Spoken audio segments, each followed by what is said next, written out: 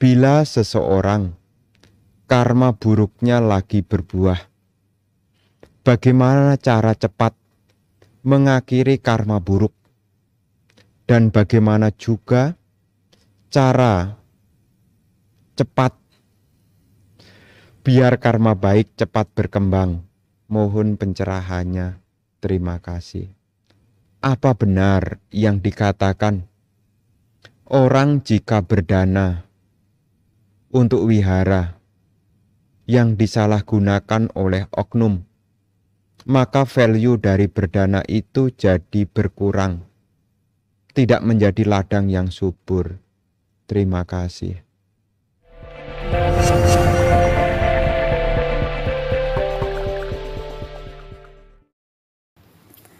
Sotihotu, Namo Buddhaya.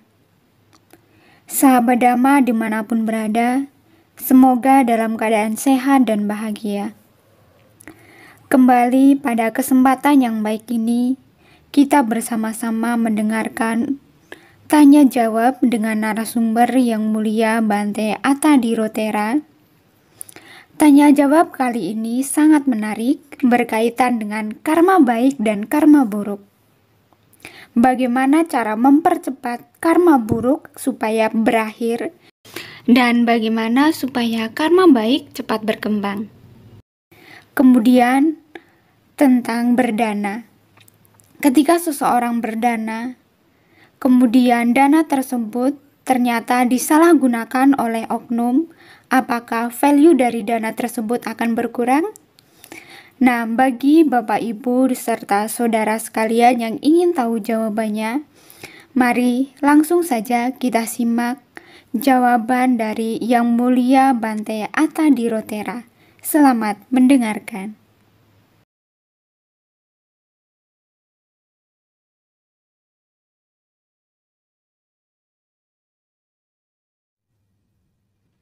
Bapak dan Ibu, saudara-saudari sekalian,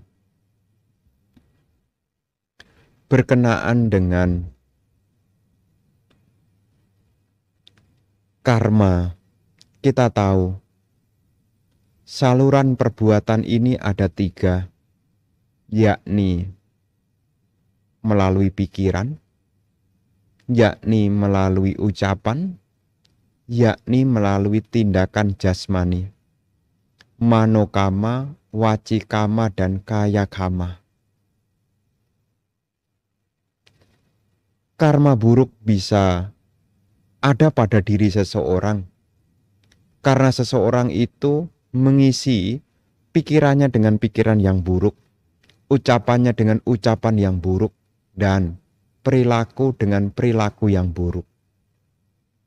Makanya seseorang membuat karma buruk.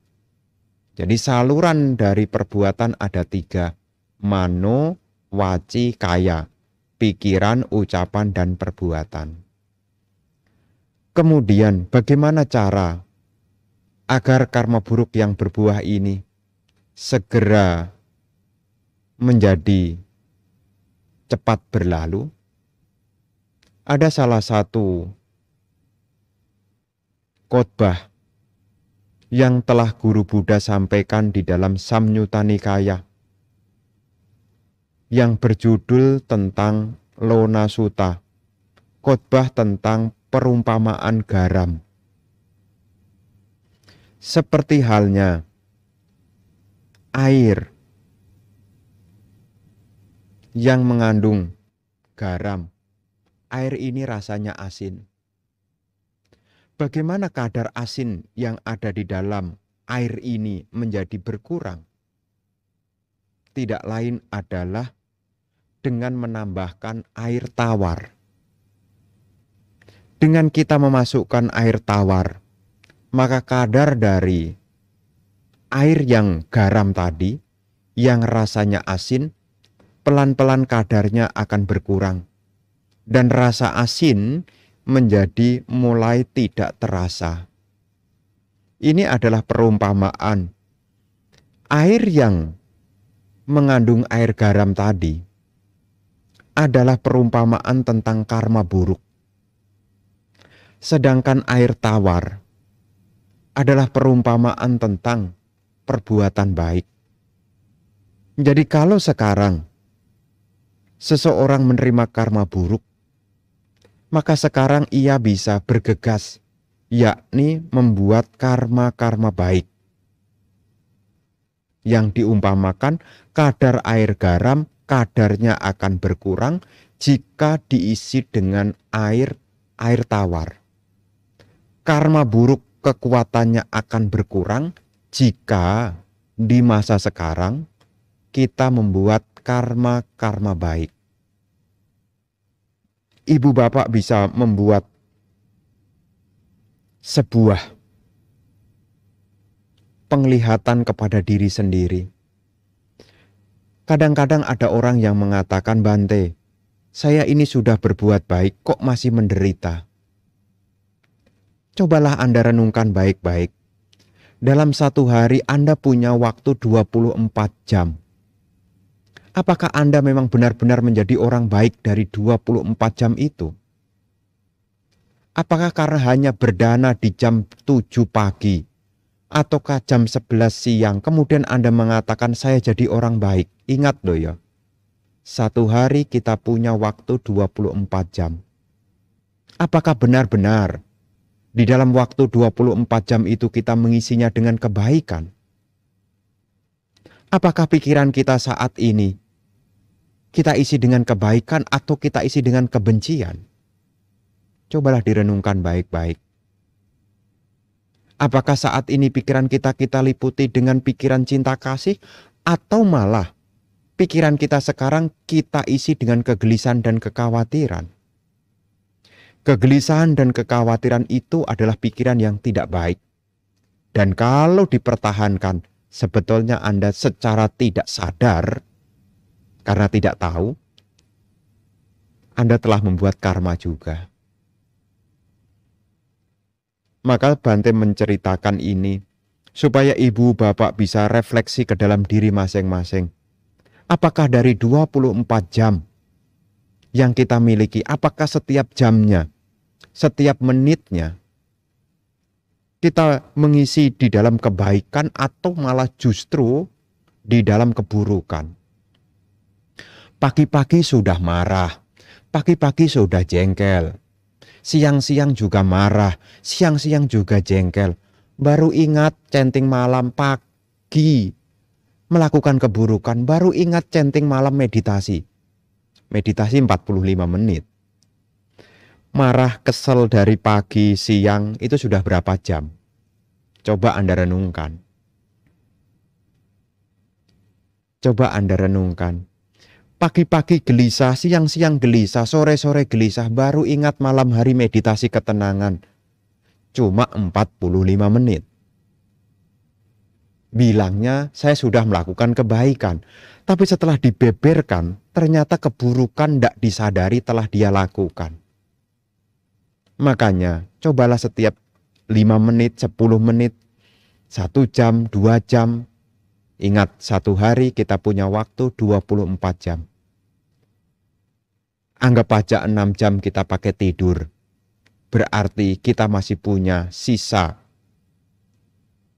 Kalau 24 berarti kalau dipakai tidur 6 jam, kita punya waktu masih 18 jam. Dipakai makan, anggap aja 2 jam. Kita masih punya waktu 16 jam. 16 jam waktu yang kita miliki. Apakah saat bekerja di rumah? Apakah saat kerja di kantor? Apakah saat bertemu dengan orang? Apakah pikiran kita sudah baik kita munculkan? Apakah tutur kata kita sudah baik kita munculkan? Kemudian perilaku kita sudah baik kita lakukan. Karena Guru Buddha juga menyebut bahwasanya kebajikan itu bisa dilakukan dengan berdana, menjalankan sila dan meditasi. Dana, sila, bawana. Ini disebut jasa kebajikan. Dan cara menyalurkan jasa kebajikan itu melalui 3 hal juga. Pikiran, ucapan, dan perbuatan. Bagaimana pikiran kita saat kita memberi? Bagaimana ucapan kita saat kita memberi? Bagaimana perilaku kita saat memberi? Bagaimana pikiran kita saat menjalankan sila? Bagaimana tutur kata kita saat menjalankan sila? Bagaimana tindakan kita saat menjalankan sila? Demikian pula meditasi. Saat meditasi pikiran kita kemana? Saat meditasi apa yang kita ulang-ulang dalam hati kita? Saat kita meditasi, bagaimana tubuh jasmani kita? Cobalah Anda perhatikan. Di sini Ibu Bapak, dari kita mengetahui ada karma baik dan karma buruk. Karma buruk kadar kekuatannya akan berkurang jika sekarang kita membuat karma-karma baik. Ingatlah, jangan ngaku-ngaku orang baik kalau belum dilihat secara penuh. Seminggu dana hanya sekali bilangnya orang baik. Bante, dia itu orang baik loh, Bante suka berdana. Ya memang dia suka berdana, tapi apakah dalam 24 jam kualitas-kualitas baik di dalam pikiran telah dimunculkan? Apakah tutur kata yang baik telah dimunculkan? Cobalah Anda renungkan. Maka Bante menyarankan agar karma baik ini segera berbuah. Isilah pikiran kita dengan pikiran yang baik. Salah satunya, jangan biarkan pikiran kita terbawa oleh kemarahan, oleh kekesalan, oleh kegelisahan. Isilah pikiran kita dengan ketenangan. Isilah pikiran kita dengan cinta kasih. Isilah pikiran kita dengan kesabaran. Isilah pikiran kita dengan pengetahuan. Inilah yang disebut dengan membuat karma baik melalui pikiran. Demikian pula saat kita berbicara. Cobalah berbicara tentang manfaat. Jangan sampai kita berbicara dengan kasar. Jangan sampai kita berbicara tanpa tujuan. Jangan sampai kita berbicara yang tidak ada gunanya. Cobalah ketika kita berbicara, sadarilah. Jangan sampai kita berbicara karena kemarahan. Jangan sampai kita berbicara kemudian memecah belah sebuah persatuan. Ngadu sana, ngadu sini. Dengan niat yang tidak baik. Itu sudah membuat karma buruk. Termasuk juga perilaku Anda. Jagalah sila Anda dengan sebaik mungkin. 3 hal yang bisa kita latih di dalam kebaikan. Mengisi pikiran dengan pikiran yang baik. Mengisi tutur kata dengan tutur kata yang baik. Mengisi perilaku dengan perilaku yang baik. Andai kata kita tidak keluar rumah. Andai kata kita tidak berasosiasi dengan orang lain. Kita tetap bisa mengembangkan pikiran-pikiran baik. Salah satunya bisa mengembangkan ketenangan, mengembangkan kesabaran, mengembangkan cinta kasih. Saya yakin kok, kalau Anda menanam kebaikan-kebaikan, maka Anda akan memetik kebahagiaan. Begitu ya.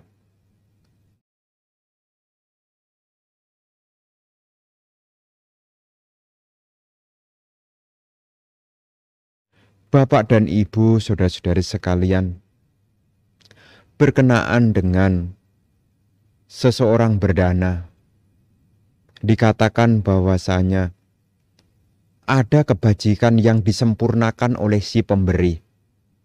Ada kebajikan yang disempurnakan oleh si penerima. Atau juga kedua-duanya disempurnakan oleh si pemberi dan juga si penerima. Lantas bagaimana Bante? Kalau ada dana yang telah orang persembahkan, kemudian disalahkan oleh oknum tersebut, maka perlu Bapak Ibu ketahui, oknum ini membuat karma buruk bagi dirinya. Ada salah satu kalau Ibu Bapak membaca riwayat dari Tiro Kudasuta. Ini ada di dalam kitab suci, yakni Kudakapatha. Dalam Kudakapatha itu terdapat suta tentang Tiro Kudasuta. Asal-usul tentang leluhur dari Raja Bimbisara yang terlahir di alam peta. Kenapa leluhur dari Raja Bimbisara itu terlahir di alam peta? Di masa lampau dari kehidupan masa lalu,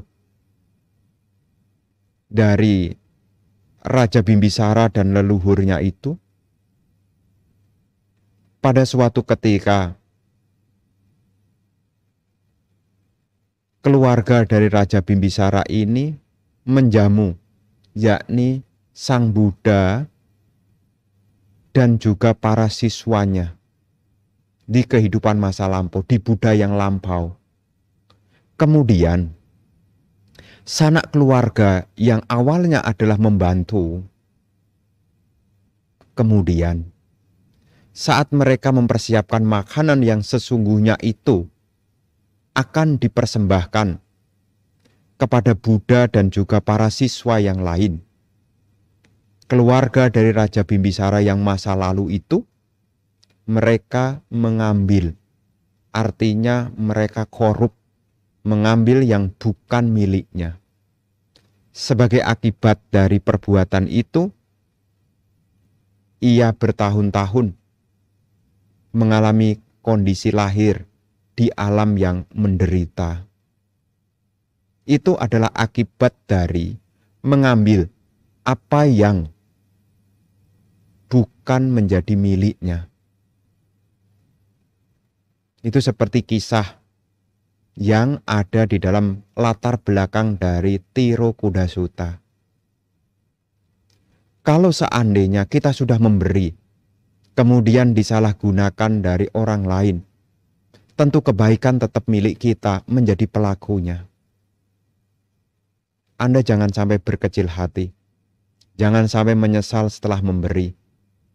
Lantas bagaimana Bante hukumnya bagi mereka yang tidak mengerti tentang karma, kemudian mengambil apa yang tidak menjadi haknya? Tidak lain dia membuat karma buruk. Ada kisah yang lain Bapak dan Ibu. Ada kisah seorang bhikkhu, seorang arahat di masa lalu yang bernama Bante Losaka. Mungkin di antara Bapak Ibu pernah mendengar kisah dari Bante Losaka. Bante Losaka ini kehidupan masa lampaunya juga melakukan keburukan. Dikatakan bahwasanya menjadi biku sekalipun, Bante Losaka ini tidak pernah merasakan rasa kenyang. Bahkan di kehidupan-kehidupan yang lampaunya sekalipun juga mengalami kehidupan yang sulit. Kenapa? Ada salah satu kisah diceritakan. Kehidupan lampau dari Bante Losaka ini adalah menjadi seorang pertapa. Kemudian tinggal di sebuah wihara. Datanglah seorang pertapa yang lain datang, yang tidak lain adalah seorang Paceka Buddha.